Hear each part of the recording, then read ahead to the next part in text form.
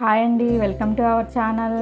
ఈరోజైతే మనము మటన్ కర్రీని అయితే చూసేద్దాము. రెస్టారెంట్లో నుంచి తెచ్చుకోకుండా ఇంట్లోనే చాలా టేస్టీగా, చాలా త్వరగా అయ్యే విధంగా ఎలా చేయాలో ఈరోజు చూసేద్దాము. రాని వాళ్ళు కూడా చాలా ఈజీగా చేసుకోవచ్చు అనమాట. ఫస్ట్ టైం చేసేవాళ్ళు కూడా చాలా ఈజీగా చేసేస్తారు, అంత బాగుంటుందన్నమాట. ఒకసారి ఇలా చేస్తే మళ్ళీ మళ్ళీ ఈ విధంగానే చేసుకుంటారు. మరి ఎలా చేయాలో, ఏమేమి కావాలో చూసేద్దాము.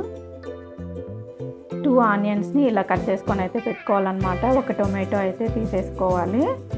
ఇలా కట్ చేసుకొనేసి ఇక్కడ నేను 1/2 kg మటన్ అయితే తీసుకున్నాను అనమాట. ఇలా క్లీన్ చేసి అయితే పెట్టుకున్నాను. ఇప్పుడు కడాయి పెట్టుకునేసి ఒక 2 టేబుల్ స్పూన్ల ఆయిల్ అయితే వేసేసుకుందాము. ఇప్పుడు మసాలా దినుసులు ఉంటాయి కదా, బిర్యానీ ఆకులు, చెక్క, లవంగాలు, యాలకులు అయితే వేసేసుకుందాము.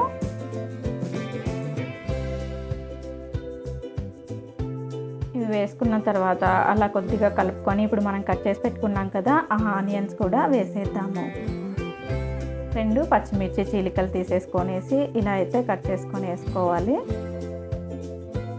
ఇలా బాగా కలుపుకోవాలన్నమాట. మరి ఎక్కువ వేగన అవసరం లేదు కాబట్టి కొద్దిగా వేగితే సరిపోతుంది. 1 స్పూన్ అల్లం పేస్ట్ అయితే వేసేసుకోవాలన్నమాట. అల్లం పేస్ట్ వేసేసుకొనేసి ఇలా బాగా పచ్చివాసన పోయేంత వరకు కలుపుకోవాలి. పచ్చివాసన పోయిన తర్వాత మనం క్లీన్ చేసి పెట్టుకున్నాం కదా మటను, అదైతే ఇక్కడ వేసేసుకుందాము.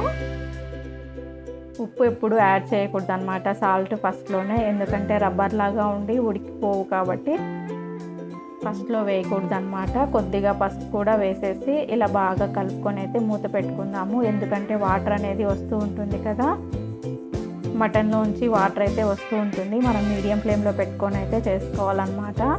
ఇలా వాటర్ వచ్చిన తర్వాత బాగా కలుపుకోవాలన్నమాట. 5 నిమిషాలు పెట్టాలి. చూడండి వాటర్ ఎలా వస్తుందో.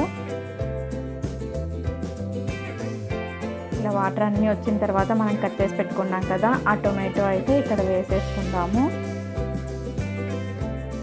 ఈ టొమాటో మగ్గేంత వరకు కూడా ఒక 2 నిమిషాలు అయితే పెట్టేసుకుందాము.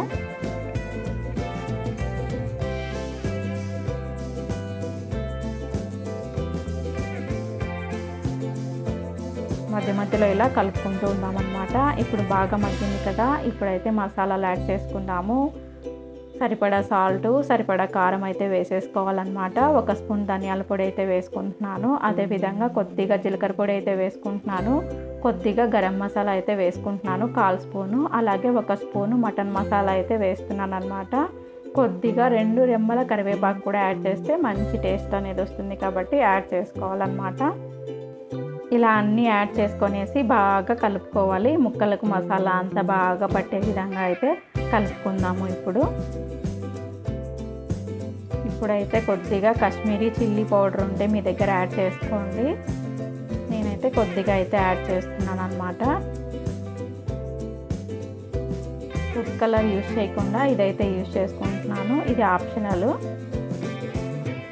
ఇలా బాగా కలుపుకొనేసి ఇప్పుడైతే ముక్కలు నిండా మునిగేంత వరకు అయితే వాటర్ అయితే వేసేసుకుందాము. ఇలా అన్ని వాటర్ వేసేసుకున్న తర్వాత బాగా కలుపుకొనేసి ఇప్పుడైతే నేను కుక్కర్లోకి ట్రాన్స్ఫర్ చేస్తున్నాను అనమాట. ఇలా కుక్కర్లోకి ట్రాన్స్ఫర్ చేసి మూత పెట్టేసి సిమ్లో 3 విజిల్స్ అయితే పెట్టుకోవాలన్నమాట. సిమ్లో అయితే పెట్టుకుంటాను.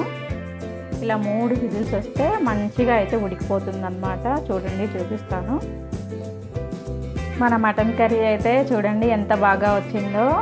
పులుసు తక్కువ కావాలనుకున్న వాళ్ళు కొద్దిసేపు అయితే పెట్టుకోండి. అలాగే పులుసు కావాలనుకున్న వాళ్ళు 3 విజిల్స్ తర్వాత, ప్రెషర్ పోయిన తర్వాత అయితే ఓపెన్ చేసి చూస్తే ఇలా వస్తుందన్నమాట. చాలా రుచిగా ఉంటుంది, ఎందులోకైనా సూపర్గా ఉంటుందన్నమాట. మరి ఎందుకు ఆలస్యం, మీరు కూడా తప్పకుండా అయితే ట్రై చేయండి.